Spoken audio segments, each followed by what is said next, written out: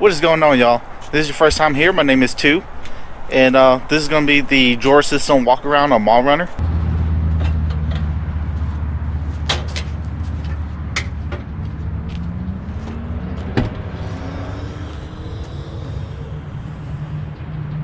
I do apologize if there's any noise in the background. I'm pretty close to the main road, so there's a lot of vehicles driving back and forth. But yeah, so this is a drawer system I built myself. So the drawer system is 3-piece. This is my recovery gear, that's my camping, and down here holds the stove that I cook on. Alright, so this is my recovery drawer. So here is my jump box. This is made by Rockford.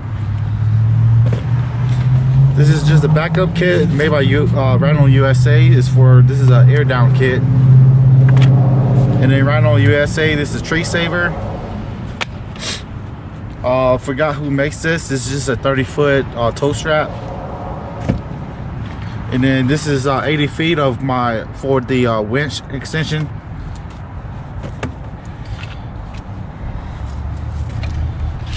EV Street. And then this is a winch blanket made by ARB. And this is the toolkit I keep in here. This is made by Sunex.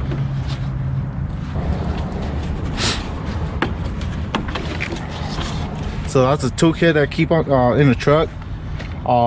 This covers metric and standard, and all these are 3/8 drive.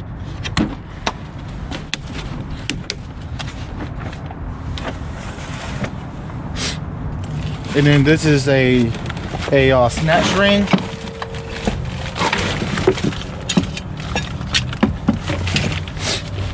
And this is a snatch ring. It's kind of like a snatch block, but instead of being a block, it's just a ring, obviously, just like this.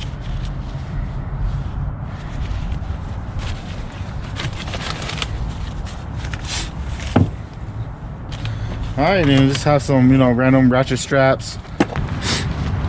And this back carries the screwdrivers, ratchets, and multimeters, pliers, and stuff. Wire brush and stuff.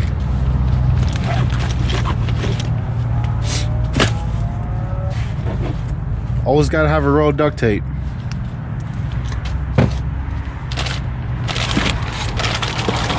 And as far as spare parts that I carry, these are inner tie rods. I have 2 spares, and then I have 2 spares of outer tie rods. These is wheel chocks. I have 2 of them. My first aid kit. Just a fan for camping. And then these are Rhino USA snatch blocks. I have 2 of them.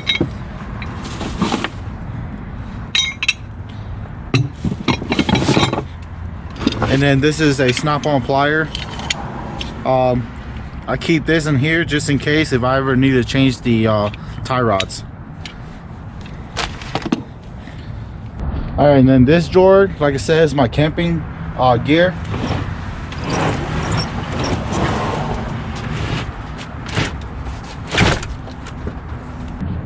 I'm not gonna go through everything in here, but this is a cooking utensil. Just just from Walmart, Ozark.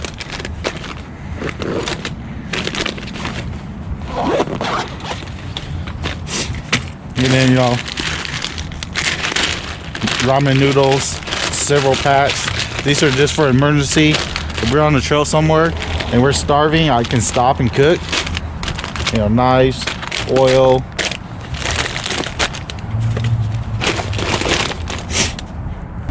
Yep, so that's the camping drawer. And then down here is my stove.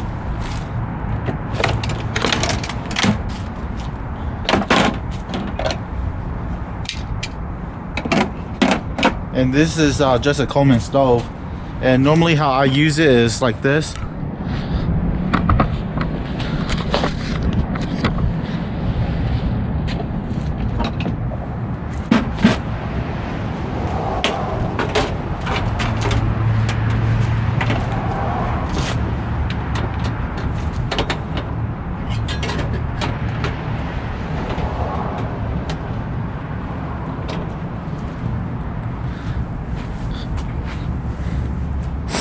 yeah, just like this. Even if I don't want to take the whole drawer out, like let's say I'm space is limited, I can still open this drawer without opening the big one.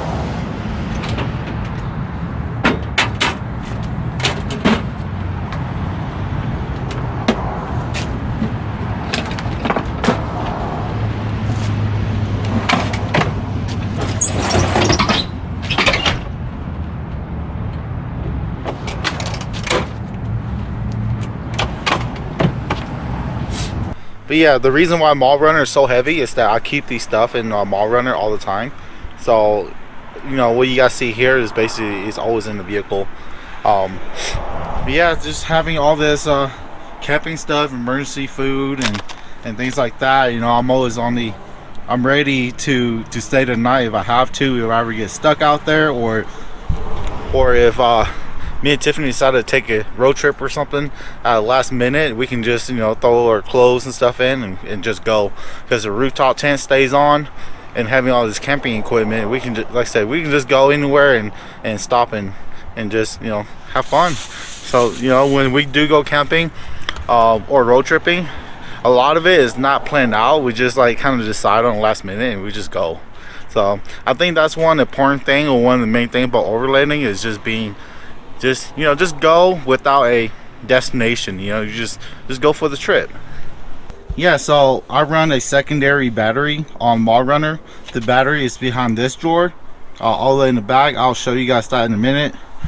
This right here is a Renogy 20 amp DC to DC charger. That's a set power fridge.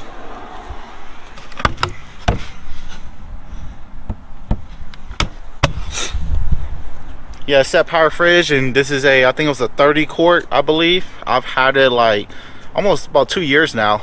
It does pretty good for what it is, how much it costs. Back when like near the beginning of COVID, I think I paid like 200 bucks for this fridge. I think it's up to like almost 300 now. The thing about the fridge, so this one can go all the way down to 0 degrees, but it's not well insulated, so if I run it down to 0 degrees, it draws a lot of power.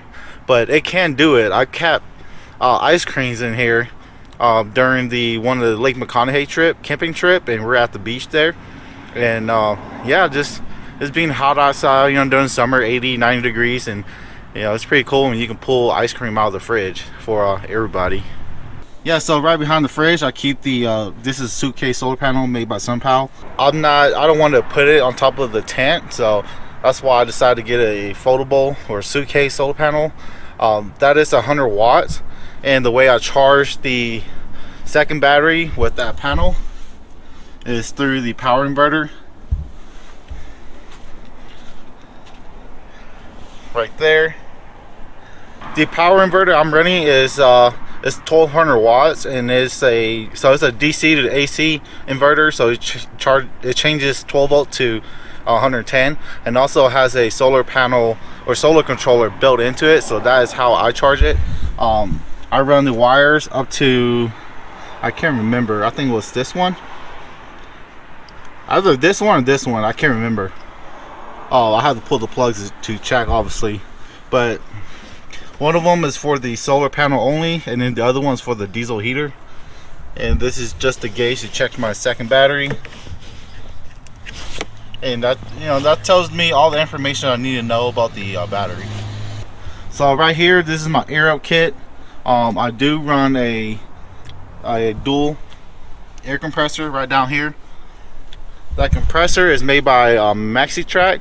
They're no longer available, but you can get it, you know, rebranded under other brands. When I bought this one, was like 100 bucks, and it's faster than the ARB Twin.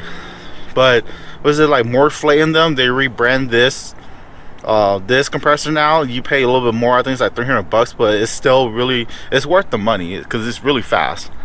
So the compressor has a pressure switch right here. It's controlled through my switch panel. So the compressor is routed into this air tank. This is a 2-gallon air tank. I made it myself. It is I think it was like 4-inch exhaust pipe, and I cap the ends, and there's 2 tanks. I make 2 tanks and they're hooked together. So yeah, doing the calculation is about a 2-gallon tank. Yeah, show you guys my onboard system. Yeah, like I mentioned before, these are quick tire deflators. These are automatic tire deflators. They are set at 15 psi, so it'll air the tires down until 15, and then they stop. But what you do, you take your cap off, you can just screw them on.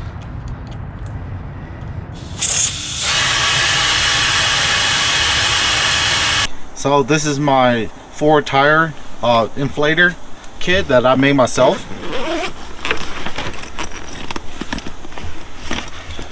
Yep, so it has 4 stems that hooks up to your tires.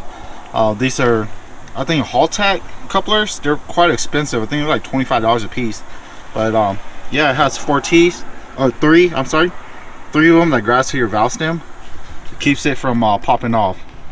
All right, so this is how I air up.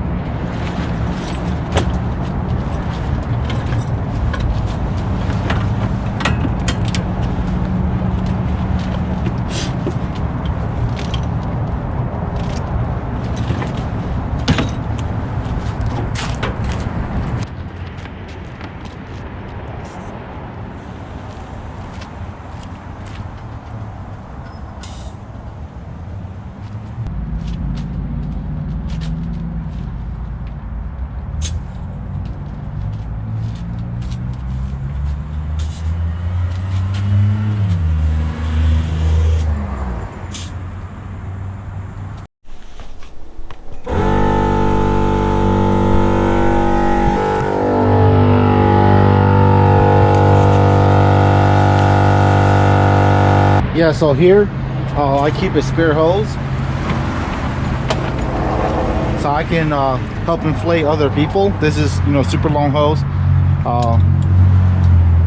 It hooks up the same spot that I hook up my regular, you know, 4 tire inflator.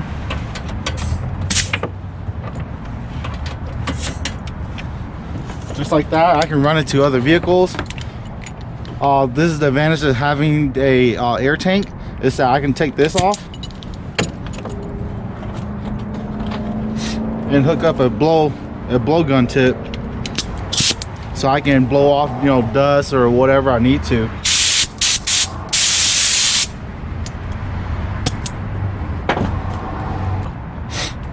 Yeah, so the air tank, like I said, on the compressor itself, it has a pressure switch, 70 psi on and 100 psi off.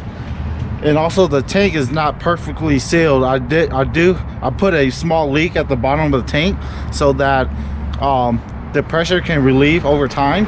It'll leak out, and also if I build up any water in the system, it'll drain out.